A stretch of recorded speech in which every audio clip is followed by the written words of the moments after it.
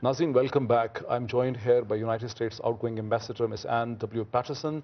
As she's leaving, I'm trying to understand how she reflects back on some of the key decisions of the last 3 years when she was a key witness and in many instances a major player in shaping some of the most important developments of the last 3 years. Ms. Peterson, let me come straight to the point. What were some of the most difficult moments of your career here in Pakistan? Well, certainly the most difficult moment was the evening that former Prime Minister Benazir Bhutto was assassinated. That was certainly the low point, and certainly full of apprehension for not only for her family but also for the future of Pakistan. Another difficult moment was President Musharraf's state of emergency, and the arrest of thousands of journalists and politicians, and that was clearly not in accordance with American values. So but that was, I think, there was nothing that compared with. Before imposing his state of emergency, Musharraf never consulted the Americans. We certainly tried to discourage President Musharraf from imposing a state of emergency. You had an idea that it's coming? Yes, along with everybody else in the country, we had an idea that it was coming. So we were not privy to any special information, but there, as you will recall at the time, there was enormous discussion of the imposition of a state of emergency. But no, it was a very difficult time because, again, it didn't accord with American values. So what you did? Well, we tried to help reverse it and work with President Musharraf and work with the government to roll it back. I think that was ultimately successful. President Musharraf did take off his uniform. The politicians and journalists were released from jail, and the process proceeded. But it was a very difficult time. What was the deal when you said the President Musharraf finally took off his uniform? So what was the deal with Musharraf? That he will continue as a civilian president? Well, that was up to Pakistani politicians what President Musharraf's role was going to be. And as you remember, there was much discussion in the parliament at this time. But yes, I mean, we were trying to certainly use our influence, as were other members of the international community, to move the democratic process forward. But Bush administration clearly wanted that Musharraf to continue as a civilian president, and let me clarify that. The Bush administration wanted the democratic government to succeed and politicians to take over the government of Pakistan. And if that was the arrangement between the politicians and President Musharraf, that was okay with us.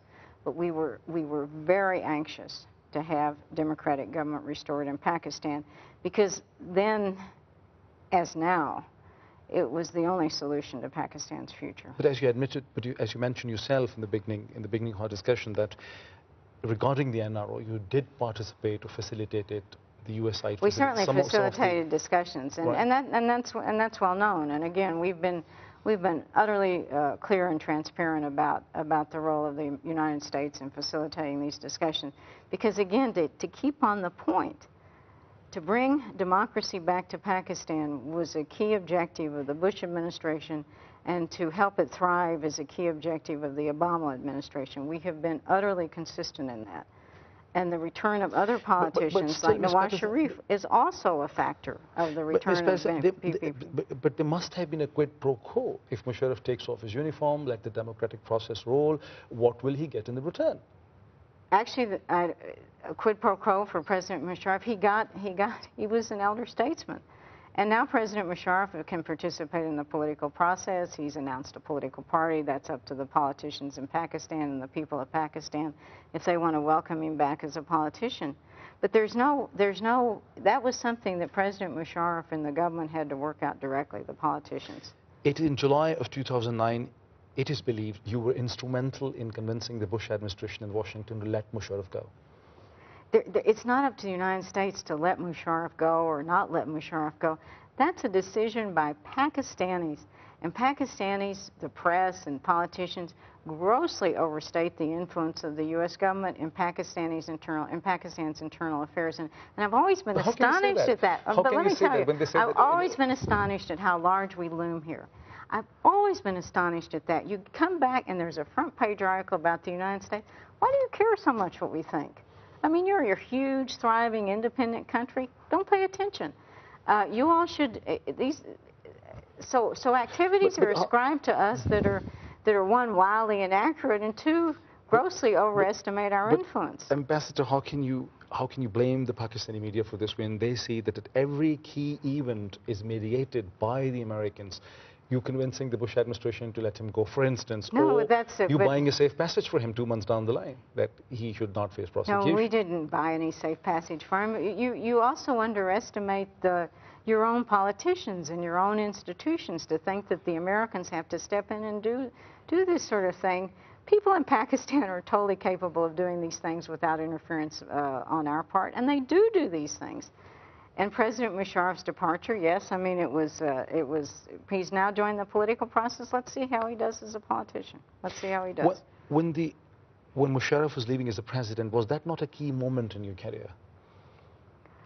When he resigned, when Zardari took over as president? Was that a key moment? Was that a key moment? Well, that was a very difficult moment for you? Actually, to ensure the stability, the transition? I guess what I hoped was that President Musharraf would have been able to stay here as an elder statesman and give lectures and play golf and talk to school children. I think that would have been an important signal to the rest of the world that a president could retire and have a life in the country, and it didn't work out. And Are you disappointed? Well, I think it would have been a signal that you know, American presidents, I remember when I was in Saudi Arabia, Prince Bandar spoke to us once and said, you know, if you're a deposed leader in some parts of the world, you get an unmarked grave, whereas Americans get bored. American presidents play golf and are esteemed elder statesmen. And lecture series. Lectures. It would be nice to get to that stage in Pakistan where there would be a democratic transition, where politicians could step down and be elder statesmen and go on TV and participate in talk shows. And the country's not here yet, but that's part of the democratic transition. But how do you see Musharraf's future now, since he has formed a political party? That'll be up to the voters of Pakistan.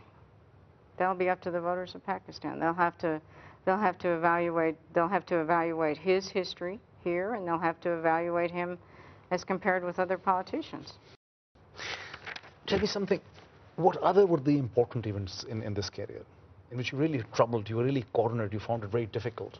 Was the accusations against Blackwater, the Kerry-Lugar bill? Well, the Kerry-Lugar bill was, yes, the public reaction to the Kerry-Lugar bill was certainly a disappointment, because we had all worked very hard to get these resources for Pakistan at a time when our own country was suffering from recession. So that was a disappointment, but again, Pakistanis pulled that through. Foreign Minister Qureshi went to Washington, he talked to people on the Hill, he worked through the issue. So Pakistanis are entirely capable of working through those issues, and I think we have. And I think the Pakistani people will be very pleased with the results of Kerry-Lugar and what it can provide. Let me take a break. I'm here with United States outgoing ambassador, Ms. Ann W. Patterson, in an exclusive discussion. Keep watching.